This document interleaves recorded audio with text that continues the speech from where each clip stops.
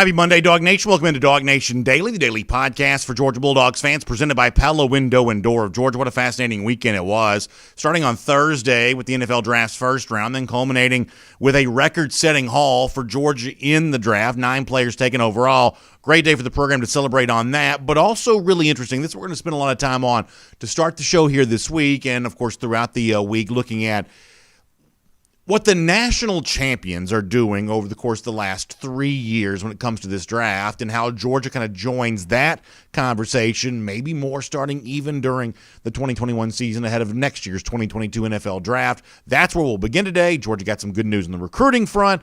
On Friday, we'll obviously touch on that. Our buddy John Stinchcomb is going to stop by. So much to do. So glad to have you with us as we do it all. Also, we'll be announcing our first of our Kroger 5-Star Moms giveaways here today. That's going to be a really cool thing. It's just been a really great time around Dog Nation, and it rolls on and continues here today. It is Dog Nation Daily, the daily podcast for Georgia Bulldogs fans, presented by Pella Window and Door of Georgia, and it begins right now. Today's episode of Dog Nation Daily is brought to you by Pella Window and Door of Georgia, viewed to be the best. Presented by DogNation.com. This is Dog Nation Daily, the daily podcast for Georgia Bulldogs fans. Here's your host, Brandon Adams. I think it is appropriate to begin today's show with an acknowledgement of just how successful UGA has become at putting players in the NFL draft. Over the course of the weekend, there were 9 former Dogs selected. That's a school record for Georgia. And while it is a school record, it is very much in keeping with what Kirby Smart has been doing year after year after year since becoming Georgia coach. If you want to go back, it's almost impossible to even remember this. It seems like longer ago than it really was. After Smart's first season in 2016, the 2017 NFL draft had just 1 Georgia player selected in the entirety of the draft. Isaiah McKenzie was taken in that draft. That was the only Georgia player selected. Since then, every single year is like a who's who, big list of Georgia players being taken each and every week. Kirby Smart has done a very good job of making Georgia a pipeline for the NFL. And obviously, and we talk about the perception of the NFL draft a lot. Obviously, when you have same school mentioned as many times as a school like Georgia gets mentioned, obviously, that only helps your future recruiting efforts, and by now, that's fairly well-traveled ground in a show like this. We've talked about that plenty.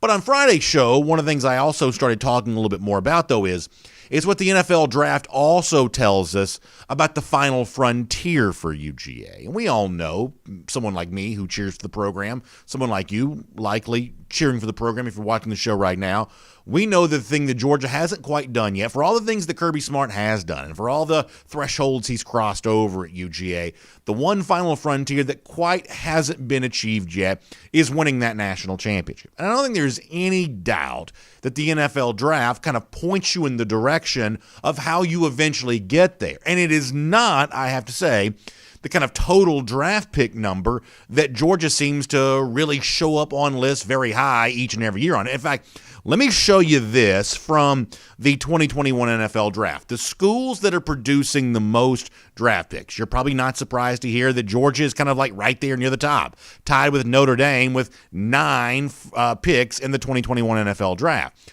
But if you look at the teams that are producing the most draft picks, or at least the teams that produced the most draft picks last year, or I should say this weekend's NFL draft, you see kind of an interesting commonality amongst these teams. Alabama led the way with 10 total picks, 6 of those first-rounders. Ohio State, 10 total picks, just 1 first-rounder this year.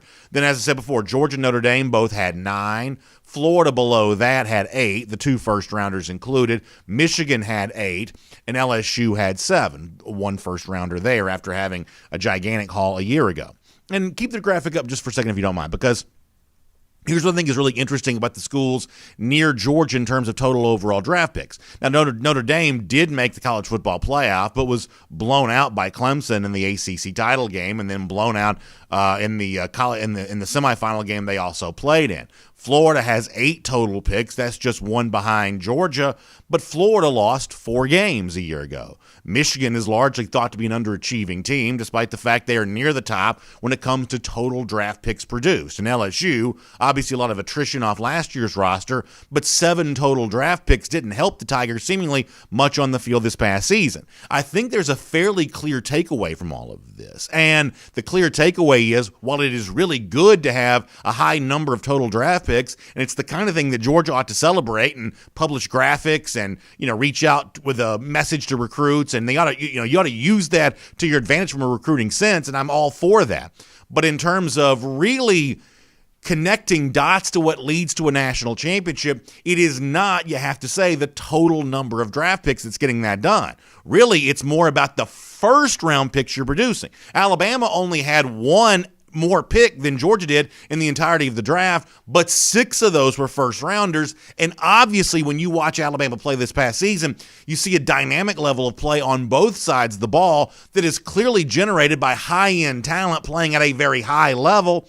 That was the kind of thing, whether it be, for the full 60 minutes in October or over the entirety of a season a year ago, that Georgia did have a hard time matching. And for what it's worth, this is not just the 2021 draft for which this is true, looking back on the 2020 season. You can say the same thing going back a year ago. I don't have this graphic to show you, but I'll kind of read it anyway. LSU led the way. That's the defending national champion in the 2020 draft with 14 total picks. 5 of those were first rounders. Now, by the way, when you add Jamar Chase to that, who played on that team in a big way in 2019, was just taking the first round this past year, all of a sudden now you're up to 6 total first rounders for LSU off that 2019 team. Ohio State had 10, 3 first rounders. Michigan, once again, near the top of the list with 10 total draft picks, but just one of those taken in the first round. Alabama had 4 first-round picks in 2020, 9 total draft picks. Once again, you're kind of looking at the same kind of situation here, where the thing that really seems to set you apart from a national championship level is not the total draft picks you're producing, it's the first-round picks that you're producing. If you want to go back and look at the same thing from the 2019 NFL draft, the team that led the way with total picks was Alabama, but Alabama's not the reigning national champion in 2018. That was Clemson, who only had 6 total draft picks, but 3 of those were first-rounders. Now, with Travis Etienne and Trevor Lawrence being taken in the first round of this most recent draft, you're now up to at least 5 first-rounders off that Clemson roster, with potentially more to come. And that's kind of the story that you see over and over and over again, that the differentiator when it comes to national championships for at least the last 3 years, and it certainly seems like college football has undergone kind of a little bit of a sea change over the course of the last 3 years in terms of just how dominant the national champion has been. This past year's Alabama team was in the discussion for greatest team of all time. Now, that may be recency bias and hype, but that was some of the discussion they got. The year before that, the LSU team, at least on the offensive side of the ball, was kind of in some similar discussions.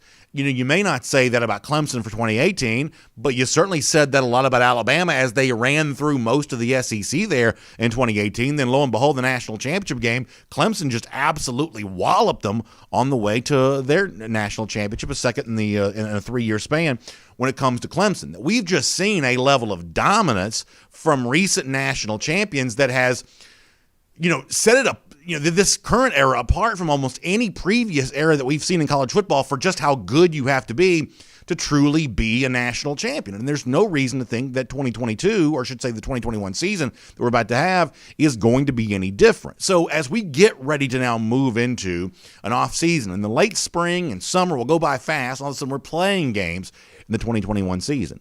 It's time to talk about, what it is truly going to take for Georgia to actually get over the hump and win that national championship. It's a realistic possibility. It's the kind of thing that the raw materials and the natural resources within this program, they exist for it to occur. But you're going to have to see what Clemson has done off its 2018 roster with now, 5 first-round picks, with what LSU has done off its 2019 roster, with now, is it 6 first-round picks? Am I right about that? 6 first-round picks for LSU off that 2019 team. And the Alabama team from a year ago, already 6 first-round picks off that roster as well. That's the kind of mark that you need to see if Georgia's going to truly take that next step and win that national championship. So this is one of those topics it's going to take a couple of days to unpack.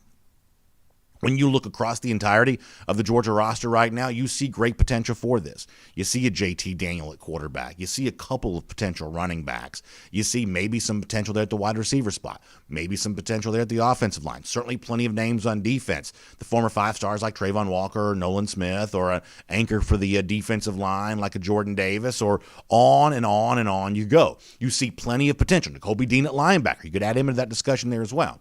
You see plenty of potential, but the story of this offseason for Georgia is that potential truly coming together. Take that next step with that development. Not just be a good player, but be a great player, to be a household name, the kind of name that gets called on the Thursday night of an NFL draft and not a Friday or a Saturday there. The example from the last 3 NFL drafts could not be more clear.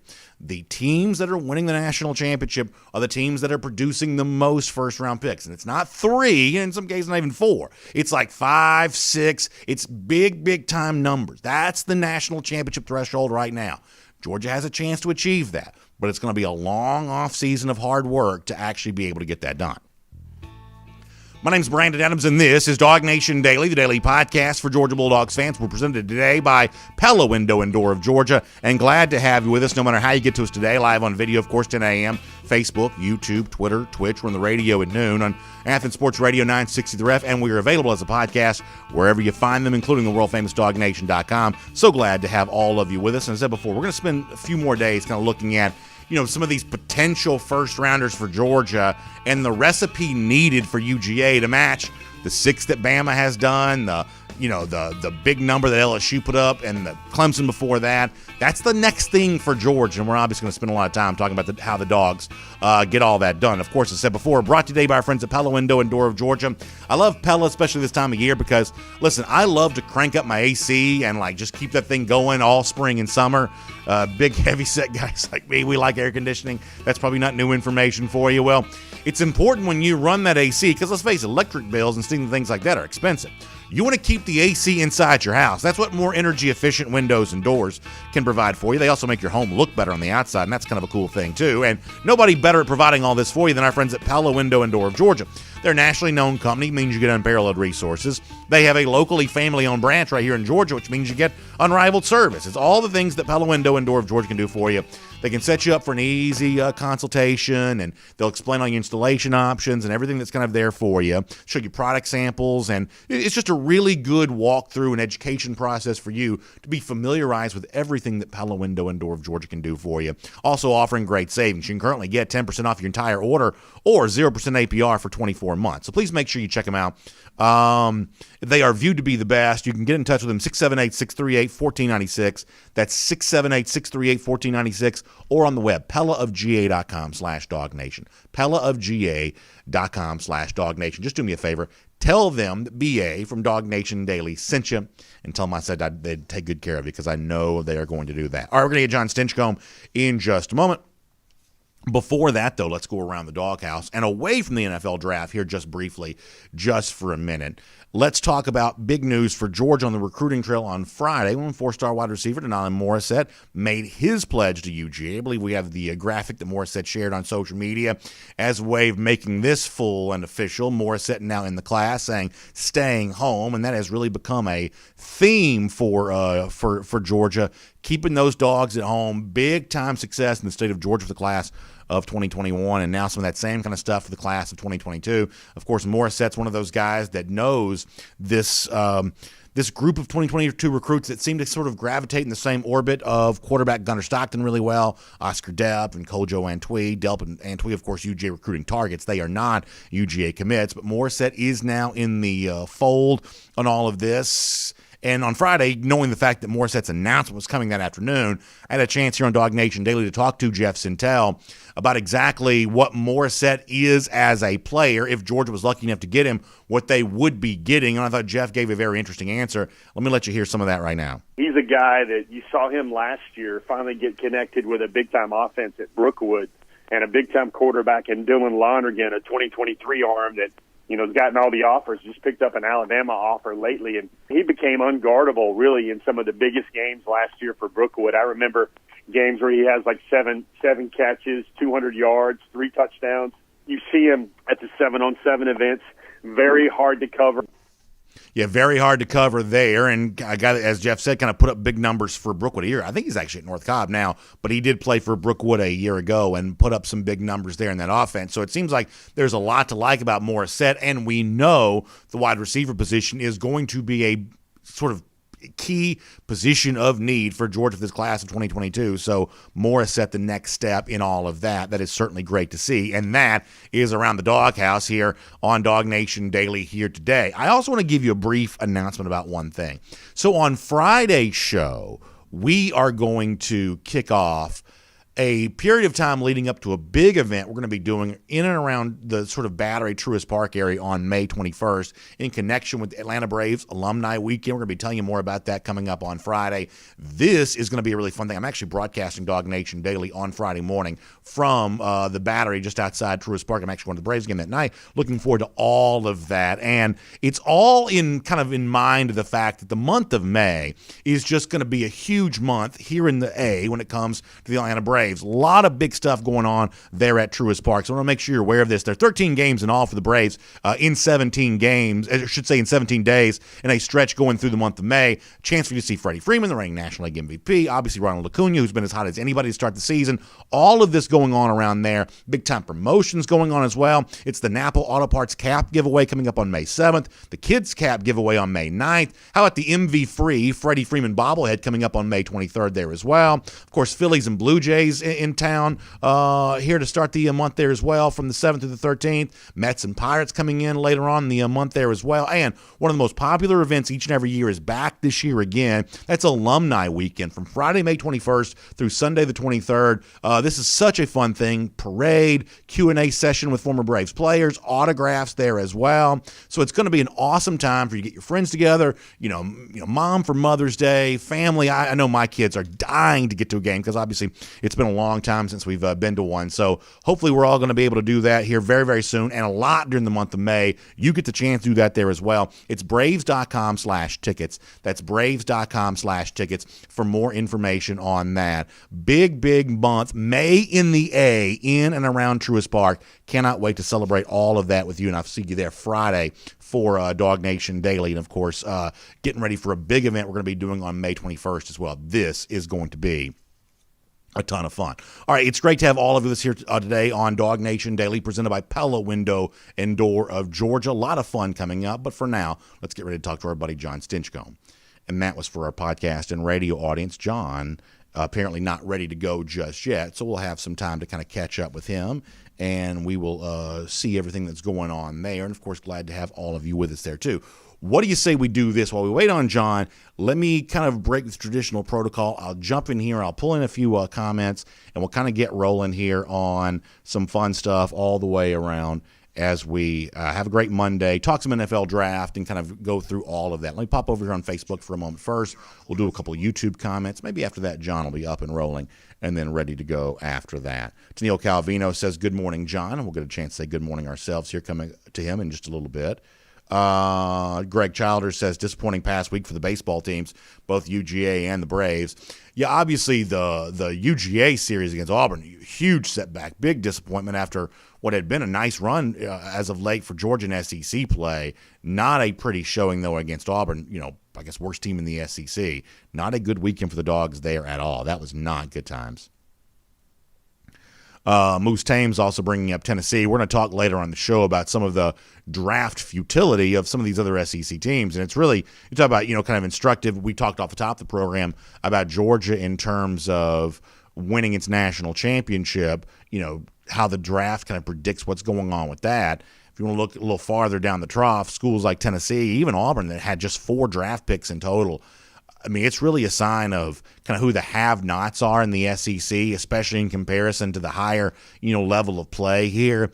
We think of the SEC as kind of dominating the draft and obviously setting another record for most draft picks, kind of smashing its own record there in that regard. But it is not all 14 schools pulling their weight equally when it comes to this. Kind of a messy situation there for some of those teams there in the SEC. Randy Hall says, I thought DJ Daniel would be drafted. Yeah, that's a very, very unusual situation. I mean, if I was going to mention this, if you want to go back and look before the start of last season, there were respected NFL writers who had kind of had like some draft grade stuff on Daniel. And I mean, there were people that had him with like a second or a third round grade before the season started. So you don't know how much of this is like, health related or what happened. But I mean, there were some people outside the bubble of Dog Nation who were kind of expecting draft pick stuff, from DJ Daniel. This wasn't just Georgia fans who kind of hyped up their own guy. There was some chatter, even kind of the national media, about Daniel being one of those defensive backs that had a spotlight on him going into the season. But it just didn't really kind of work out that way come draft time, and I hate that for DJ. Obviously, he's going to have a chance to, make an NFL roster, but certainly, but certainly a setback to not be taken. All right, let's see what else. By the way, Tennille Calvino, I happen to see this on Facebook, so she's made her own version of Facebook Top Fan hats. If Tennille is willing to allow me to use her photograph, I'm going to make her Golden Shoe winner later on this week because I thought these hats were really cool. So I didn't want to do that without asking her permission first because she didn't send it to me. She just shared it on Facebook. But it is a really cool thing to see. It is a really good thing to see. All right, a couple more comments. Philip Jordan Wells says, where's the breakfast platter? Yeah, that'd be kind of a good thing. Chad Buchanan, excited about Kendall Milton here this year. Looking forward to that. Keith Finney says, so if we have 3 first-round picks next year, are we saying that we should win a national championship? I don't think 3 is enough. I think that's the issue, and I think that's a great question. It gets to the heart of what we're talking about here right now, is that 3 hasn't really been enough. It's been more along the lines of a 5, 6, somewhere along those lines. That's what Clemson and LSU and Alabama have been doing in recent years. And if he's just not answering, then we can just let it go. I mean,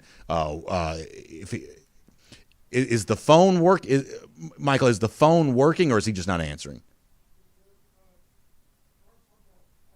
Our phone's not working? Okay, all right. So our phone's not working right now. So we'll see if we can get this figured out and see if we can we'll see. It's always something. Folks, it is always something. But we'll see if we can we'll see if we can get that figured out. Mike Tiffany says something kind of interesting here. He says that DJ Daniel is the perfect example of someone who needed better advice about how his prospects and should have come back to UGA. And I do think this is really important. There's this perception out there that coaches only tell players what benefits them, meaning the coaches, and therefore players need to go outside the world of the coach to get the best possible advice. The truth is that the people who are outside the team environment are also telling players something that's self-serving. Remember, and I'm not saying this would happen in the case of Daniel, but this is commonly a thing that happens. An agent or someone like that will tell you that you're going to be drafted higher than you might be because that agent wants you to sign with them. And ultimately, if the agent ended up being wrong about where you're getting drafted, at least the agent got a player out of all of it, and maybe you'll go on to be, on a roster, things like that. I mean, there's all kinds of self-serving advice that comes the way of players outside the boundaries of what a coach says. And really, that's one of the reasons why I always like the advice that coaches give to players, because coaches are held accountable for all of this. There is a public record of, I remember when Pete Carroll's USC coach, and he was doing a press conference, and he kind of criticized Mark Sanchez for leaving early instead of, coming back to school, and that got a lot of attention. People were paying attention to that of, what is Carroll doing? He's giving his player, he's being hard on his player here for leaving the program. And I think that's one of those things that when a coach gives that advice, they're obviously going to be judged on the value of that advice. Whereas, person who may be in the player's life that's not quite as public as the coach, we never really go back and, check back on that advice again. But these players, when you have that elite athletic talent, you're going to be pulled in a lot of different directions. And almost anyone that tries to get close to you sees some sort of benefit to themselves for getting close to you. And it is just really tough to sift through all of that. Doug Rayburn says there's a tornado warning for Atlanta. Everybody stay safe. It was certainly very dark when I was driving in today, so everybody kind of stay safe when it comes to all of that. Mark Brantley says, I think Kirby gets more first-rounders when he finds a way to keep kids not getting drafted in the first 2 rounds to stay and improve. So, yeah, I mean, you could say, you could say that may be true for someone like Tyson Campbell, but in my mind, there's not a huge degree of difference. From a perception standpoint, being the 32 pick compared to the number 33 pick is a huge deal. But in terms of the actual production level that you got from that player on the field, there's not a whole degree of difference in my mind between pick number 33 and pick number 32. It's more about, this is more than just that kind of perception issue. But I understand what you're saying. That, I mean, obviously that's what helped with guys like Sony Michel and Nick Chubb. Now, Chubb ended up being taken in the second round, but getting those high draft players to kind of come back. But this is really, for me, more about utilizing that great season, the Roquan Smith level season, when you play like a top 10 pick. And that's the other part of this too, is how many of these guys on these recent national champions have not just been first round picks, but guys who kind of really performed like top 10, top 15 level picks, which is another, entirely different, level of achievement. But obviously, if you want to point out a difference between Alabama and Georgia, that is one that has kind of shown up, is there are those differences in terms of, the fact that Alabama has been pretty good at getting guys to come back. And in the case of Alex Leatherwood, that worked out to the tune of being a first-round pick, where it probably would not have been true the year prior to that. It doesn't always work out. Dylan Moses is a little bit of a disappointing situation for Alabama, but in some cases it does. Let me go over to YouTube here for a little bit. And then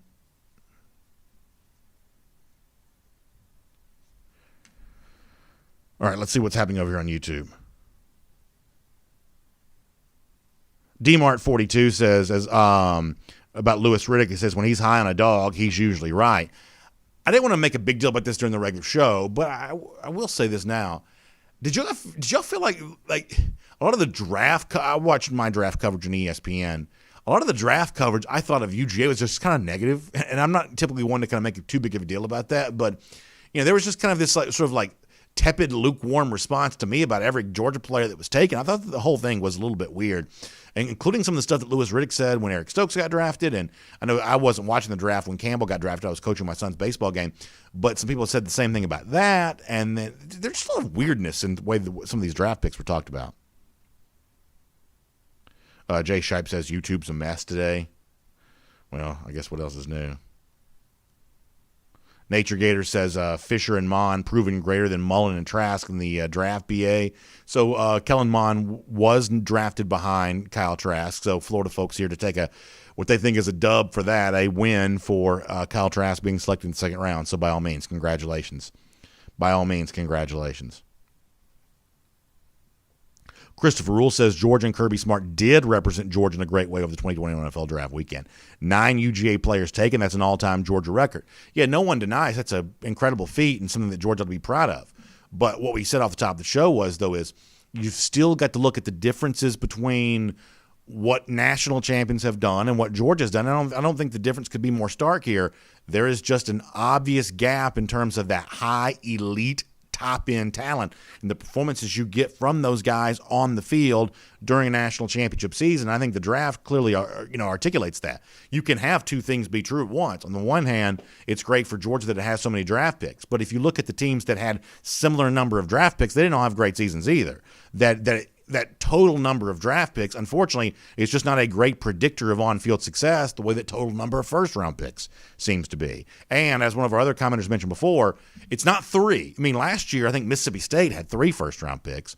It's not, it's not 3. Georgia had 3 in 2017, came close to winning a national championship, but didn't. It's more like 5 and 6. That's the number that you're striving for right now. John Adams says the 5 first-rounders recent norm may not happen this year for any team. You're obviously right that we could kind of trend back in the other direction, but it's important to point out we're now working on 3 years. If you look at multiple years' worth of this, we're talking about, we're talking about 3 years' worth of trend data. And by multiple years, I mean, adding guys that got also drafted in subsequent years after being on a national championship team. We're looking at like multiple years of these national championship teams having like a half dozen draft picks all the way around. Okay, so let me do this. We are dealing with a little bit of a phone issue right now. Our phone's down in the building. I don't know if it's weather related or what. There's obviously a horrible weather in and around here. So can we do this? What if we do the regular show and then try to connect with John via like a Zoom or something along those lines?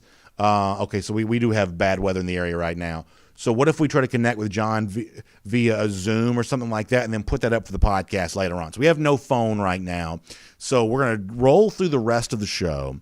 and then we will connect with John via Zoom, and then we'll put that up on the podcast. It's a great chance for those of you that don't normally connect with the podcast. Maybe you can do that. We do a completely separate podcast cool down over there, so that's a lot of fun. So we'll do all of that over there before we're all said and done today. So with that in mind, let's get – and by the way, I'm going to announce our first Kroger 5-Star Moms winner here coming up too. So all of that's going to be really fun. Let's do all of that right now as Dog Nation Daily, presented by Pella Window and Door of Georgia, rolls on. Let's take a look around the rest of the league. This is SEC Through. All right, terrific stuff. Always happy to have you here on Dog Nation Daily, presented by Pella Window and Door of Georgia.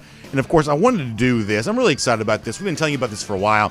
And I just cannot believe first of all, the huge number of submissions we've gotten for our Kroger 5-Star Moms promotion here. And we've gotten hundreds of these. The stories themselves, and I haven't been able to read all of them. I've had a couple of them shared with me, the folks who are kind of helping us kind of chronicle these. And the way the giveaway works is it's basically like I think the winners are drawn at random here. So you read all the submissions, you kind of put them into a hat, you kind of pull out the winners. And a couple of people have shared me a couple of these stories, and they are just so moving. And y'all know I love family. My own personal family is very important to me. The way in which my family of origin kind of influenced my life is a big deal for me there too. So I'm never going to be happier than when I'm able to kind of celebrate family through a promotion we're doing around here. That's obviously what the Kroger 5-Star Mom giveaway has allowed us a chance to do here today. So over the course of this week, starting today and throughout the rest of this week, leading into Mother's Day on Sunday, we're going to be announcing one of our Kroger 5-Star Moms.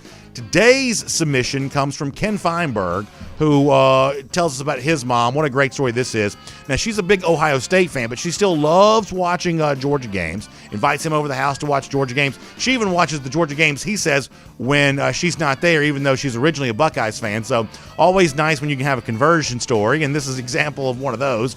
An OSU mom becoming a UGA mom to kind of be there with Ken. So terrific stuff here, and we know how important Ken's mom is to him, and so many of you kind of the same way there. So congratulations to Ken Feinberg on your mom being named our Kroger 5-Star Mom here for today.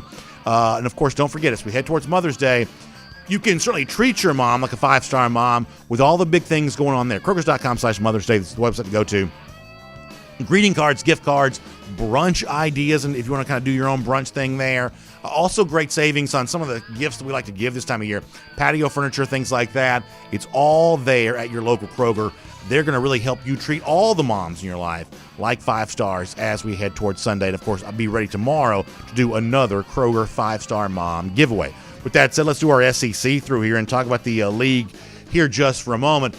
You know, it's interesting to see schools like Alabama and Georgia and even Florida, who had 8 total draft picks, kind of at the front end of the discussion for, SEC teams with the most picks. It was obviously a very successful weekend for the SEC, shattering its own record in terms of total picks taken.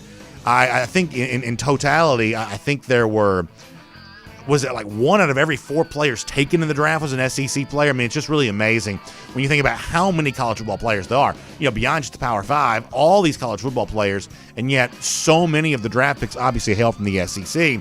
But this was not an equal opportunity moment for this league. There are a couple of teams right now, and it's probably no surprise that these are teams with either second-year coaches or brand-new coaches. There are a couple of teams right now that, at least on the basis of measurable NFL draft talent, they're just not producing at the same level as they, maybe once were. Auburn in total, only 4 picks taken. Tennessee, I believe, in total, only 2 picks taken. It really speaks to the uphill climb that exists for new coach Josh Heupel there at Tennessee to upgrade that talent. You've had a mass exodus out of that program in recent years. Brian Harsin at Auburn in particular, because Auburn's a program that we kind of think of even in the Gus Malzahn era, even in the late stages of the Gus Malzahn era. We kind of think of as a program that was supposed to be a nemesis for Georgia in the recruiting trail. But boy, it's amazing how kind of not true that is anymore. At least in terms of the big conversations for the big-time players. The idea of Auburn, getting an Owen Popo for instance. A lot of that seems like a long time ago. In the intervening time since then, when you look up and down that Auburn roster, how many of those guys in that Auburn roster right now, how many of those guys are like just only a short stone's throw away, I'm talking about growing up from that kind of area in and around the Auburn campus? Auburn has become a very, very aggressive geographic recruiter. Western Georgia, the area around, the campus there in Auburn, because obviously their main recruiting rivals, the Alabamas, the Georgias, the schools like that, are just dominating so much of what else goes on there. You've seen Auburn kind of forced to just do things a little bit different, and it really speaks to the challenge awaiting Brian Harsin. Let me say one more thing on this point, too, before we kind of move on to something else. I thought that Peter Burns from the SEC Network had a very interesting tweet. And I don't have the tweet in front of me. I don't really know the overall numbers off the top of my head, but this is really important. He was talking about the total number of draft picks that certain teams faced. And this is a really interesting way to look at the draft. And I haven't quite thought about it this way, that you have schools like Alabama and Georgia that over the course of a season are facing a couple hundred draft picks, facing elite talent on the other side in so many of their games. By comparison, now this is a little bit of a misnomer in the fact that it was a shorter season. They weren't playing the full 12-game slate. But Ohio State, I think, according to Peter Burns, played fewer than 50 draft picks all season long on its way to a college football playoff. I just think it's really, really important for us to keep remembering that in terms of the talent you're facing on a Saturday in, Saturday out basis, there is really nothing that rivals the SEC. This is one of those things that we all seem to, and by we, I mean all of us who care about college football outside the SEC country footprint. This is one of those things that we all seem to be somewhat aware of when we're doing draft talk, right? The SEC dominates the total number of draft picks each and every year, and we all kind of remind ourselves of that. But have you ever noticed the collective level of amnesia that seems to show up during the season when it comes to stuff like this? For instance, when it's playoff debate time and there's, a couple open playoff spots and 4 or 5 teams being debated, we never seem to hear it mentioned in national media or within the kind of corridors of power that, well, maybe we should give the benefit of the doubt to the second SEC team because that's the league where most of the NFL talent plays. That never comes up during the season. It always comes up come draft time because, it's just right there in front of you. It's too obvious to ignore. But during the season, we find a way to kind of talk ourselves into, well, maybe Notre Dame is just as good as Texas A&M. Now, Notre Dame had more draft picks than Texas A&M did, but still, it's the draft picks that a school like A&M is playing along the way to a one-loss season this past year. Or go back to Georgia in 2018, the number of draft picks it's playing along the way to its 10-2 season that year. I guess it would have been 11-2 season, all the way around. We never quite seem to bring that up when it could matter during a playoff debate of just maybe the benefit of the doubt ought to be given to the extra SEC team there. I think this is one of those debates and arguments that the SEC fan who wants to see, the SEC appropriately represented in the playoff discussion, this is one of those things that you shouldn't concede this argument on the rest of college football's terms, that college football puts the pressure on the SEC to make the argument for why a second SEC team is deserving, when the actual more appropriate argument, I believe, is probably to put the onus and the pressure on the other side. Given how many draft picks the SEC produces year after year after year, shouldn't the pressure be on the other side to convince me of why another team, even if it is a conference champion, especially if that conference champion is from the Big 12, a league that now has a multi-year history of being deficient come NFL draft weekend, shouldn't the pressure be on the media or the college football executives to prove that team is as good as the second best SEC team? I think this is one of those things where the SEC has frankly been too willing to concede in this debate about just how big the gap is between the rest of the league and the SEC and the rest of college football. This is something the SEC, I believe, is conceded way too easy, and probably going forward that should not be the case. One more quick SEC through story to get to here for a moment. So we talked on Friday a little bit about Jameson Williams, the former Ohio State receiver who put his name in the transfer portal, and now there's a little bit of chatter about where he might end up. He's got a list of finalists, I guess, but AL.com is reporting that Alabama may be the leader for Williams. This is really interesting. We talked to Jeff about this on Friday.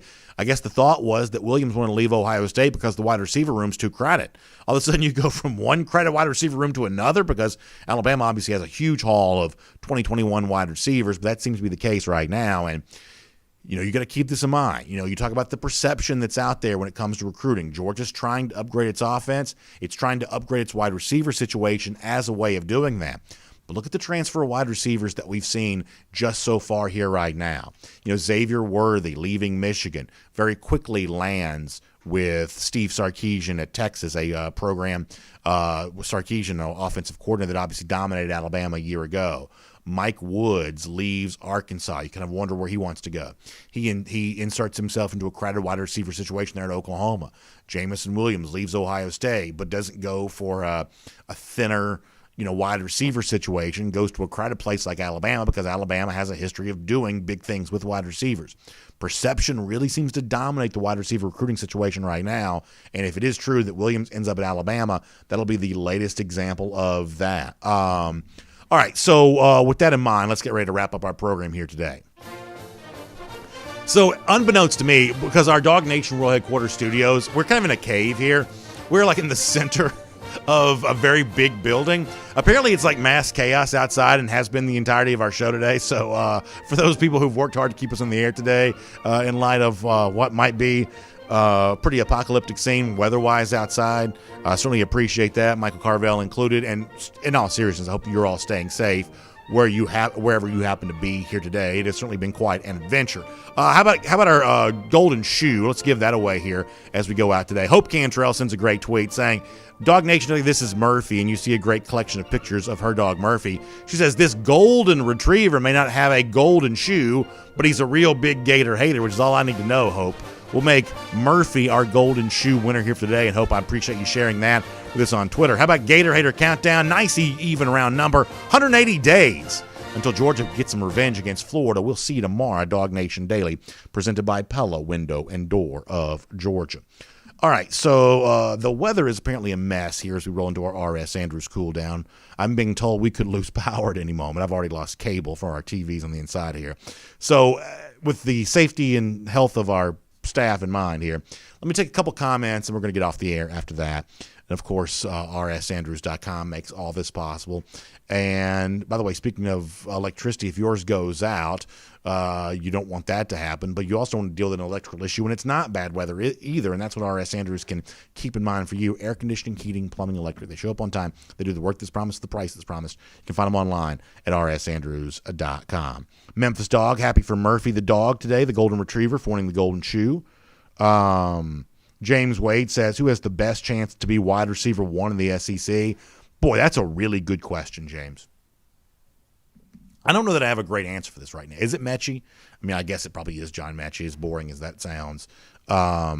Is there a better answer? Are you thinking about, what's his name? James, who is LSU's number one receiver this year? All right, let's see what else. Jay Shipe says he has that GMAT. That's a cool thing. Jay Shipe says A&M's going to lose 3 games with an easy schedule this year. I don't know about that. G. Grace, the Bama fan, likes a couple of Georgia receivers, Jermaine Burton and George Pickens.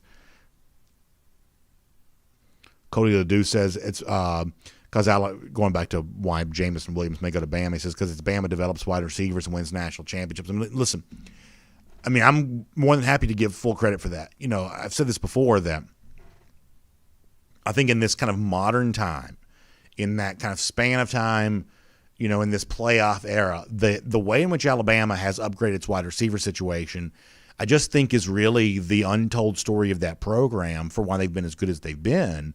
And, you know, they were really ahead of the curve the wide receiver position, I believe, in college football is almost just as important as quarterback is. Now, quarterback is still the single most important player on the field because you only have one quarterback.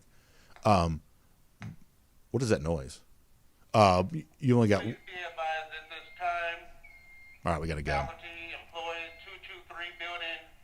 All right, I got to take cover. Hey, we got some weather issues here. Hey, y'all be safe. I got to go. I don't know if you can hear the intercom or not. All right, we got to go. I'll talk to you tomorrow. It's our RS Andrews Cool Down. Y'all have a great day, everybody.